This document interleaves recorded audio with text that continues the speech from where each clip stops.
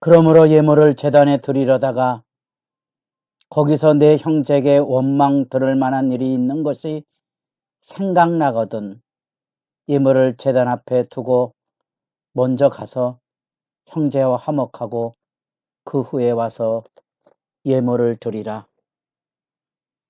새벽을 깨우는 기도자 여러분, 주님의 은혜와 사랑의 복됨이 여러분의 기도 시간을 부유하게 하실 수 있기를 바랍니다. 오늘은 레위기 3장에서 우리는 화목제의 말씀을 같이 읽어가려고 합니다.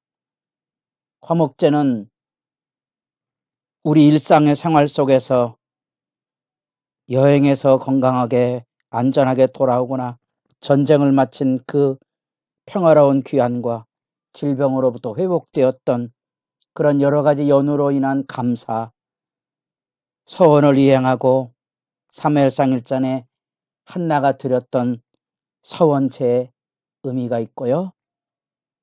또 스스로 자원해서 하나님 앞에 기쁨으로 드리는 화목제의 제물이 여기 오늘 본문에 소개된 화목제의 개념이 됩니다.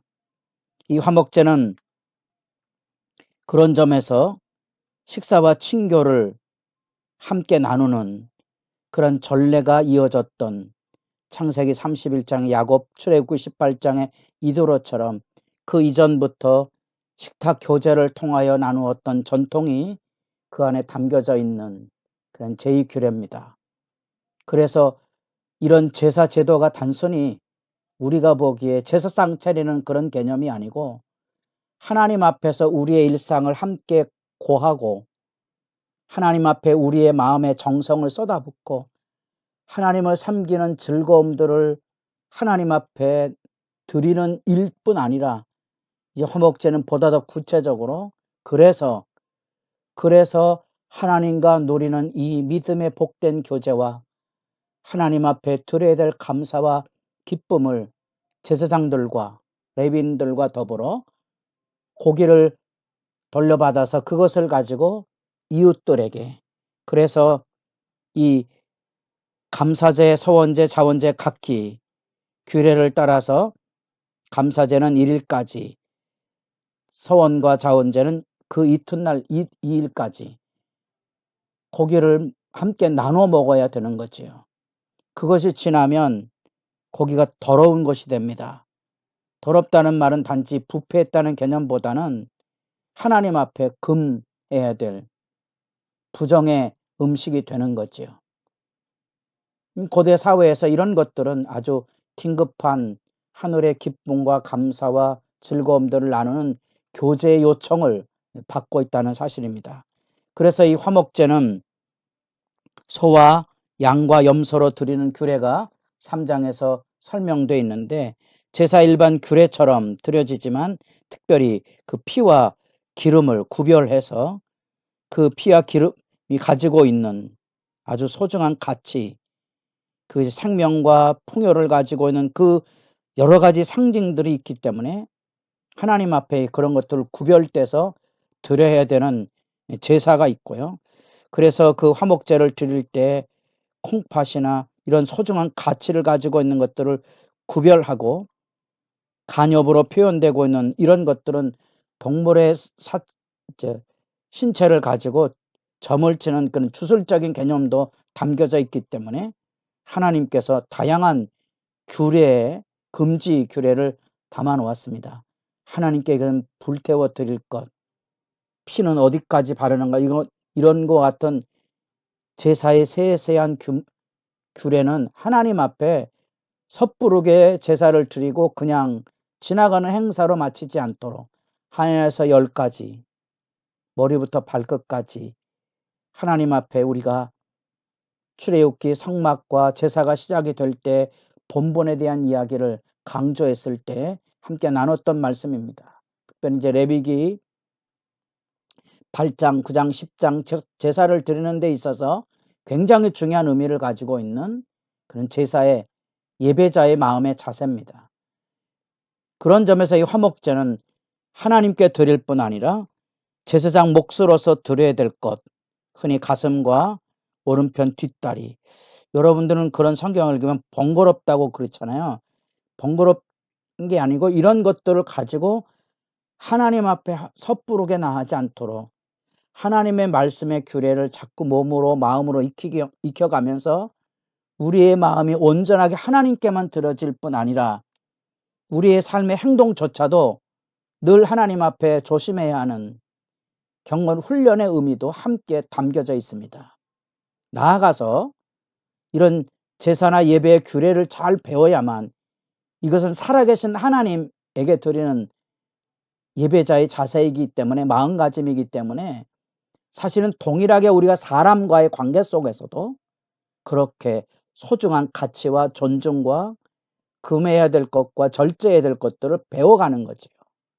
만약에 우리가 이런 하나님의 말씀의 규례를 주의 깊게 살펴본다면 우리가 하나님 앞에 드리는 이 기도조차도 기도하는 자세, 장소, 기도하는 마음, 기도하는 내용, 기도하는 내 자신을 돌아보게 하는 일에 다양한 훈련들을 우리가 필요로 하고 있다는 사실을 알게 될 겁니다. 그냥 아무 때나 쓱 나와서 그냥 새벽 기도를 한다고 해서 기도가 되는 게 아니고요. 그 안에 담겨져 있는 여러 가지 훈련들이 요청되고 있다는 사실입니다. 그것은 뭐 특별한 능력을 받기 위한 게 아니고요.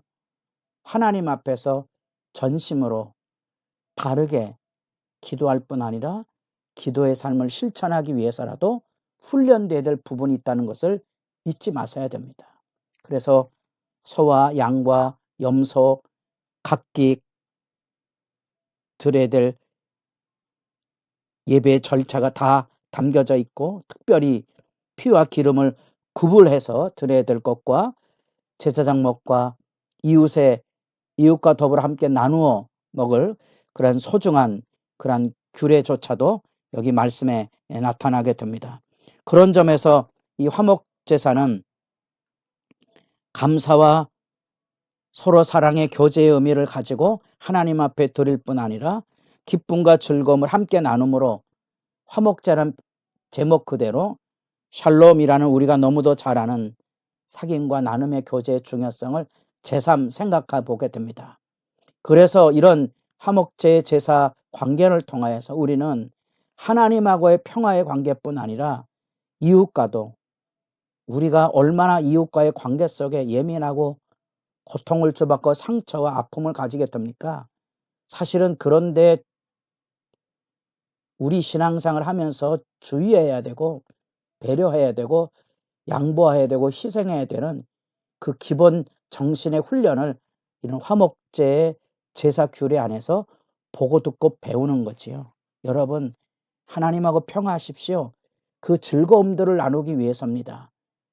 사람하고 평화하십시오. 하나님께서 주신 즐거움들을 함께 공유하기 위해서입니다. 얼마나 많은 경우 우리가 세상을 살아가며 별의별 문제를 가지고 가족 간에 고통과 아픔의 상처를 끌어안고 지내야만 합니까? 왜 그렇습니까? 사실은 이런 하나님께 예배하는 화목제의 규례에 대한 무관심과 무지이지요. 레위기가 과거의 책이 아닙니다. 그것은 하나님께서 하나님의 백성과 동행하기로자 했었던 하나님의 규례고 하나님께서 가르친 생활훈련입니다. 이웃과 더불어 지내야 될 소중한 관계도 그곳에 담겨져 있다는 사실입니다. 그래서 중요한 주제역으로만 찾아봐도 화해하고 함께 드리고 나누며 기뻐하는 그런 모습들이 화목제의 중요한 의미를 가지고 있다는 사실입니다. 그런 점에서 우리는 이런 말씀을 읽으면서 하나님과 제사장 이웃, 우리가 하나님과 교회 안에 주의 백성들과 또 믿지 않는 이웃에게까지 우리가 하나님의 백성으로 나누어야 될 감사와 기쁨의 소중한 교제, 사람들이 서로 잘났다고 말하는 우월과 지배와 탐욕과 착취, 전쟁에 이르는 세태 현실 앞에서 하나님의 백성이 가지고 있어야 될 이 화목의 기본 자세, 기쁨과 감사를 나누는 소중한 가치를 이 말씀 안에서 만나시고 기도하시기를 바랍니다.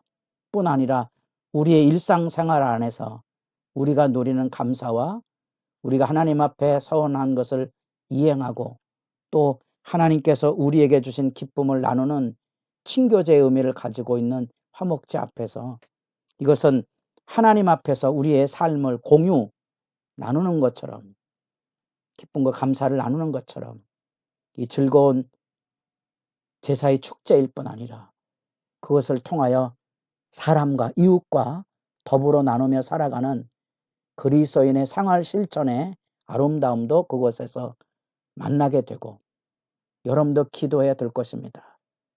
우리가 그리스도인으로 세상을 살아가며 이웃과 더불어 삶의 평화를 나누는 일의 소중함, 현대사회가 되면서 이웃에 대한 무관심과 각박함과 분쟁을 처리하지 못해서 세계적으로 유례를 찾아보기 어려운 고소고발 사건이 많은 한국 사회의 아픔을 여러분 내다보시고 교인들 안에 이웃들 간에 이 책임을 가지고 하나님 앞에 기도할 뿐 아니라 그 안에 담겨져 있던 예수님께서 말씀하셨던 것처럼 살인하지 말라는 계명 안에는 이웃과 화평의 책임이 있다는 것까지 예수님께서 일깨우셨다는 의미를 아십니까? 진정한 의미의 살인하지 말라는 계명의 의미는 이웃과 더불어 평화롭게 지내는 거지요. 이것이 지나가는 얘기가 아니 되기를 진실로 바랍니다. 하나님의 백성의 본분이 무엇입니까? 화평케 하는 자가 곧 하나님의 아들이고 천국 백성의 기본 삶의 훈련입니다.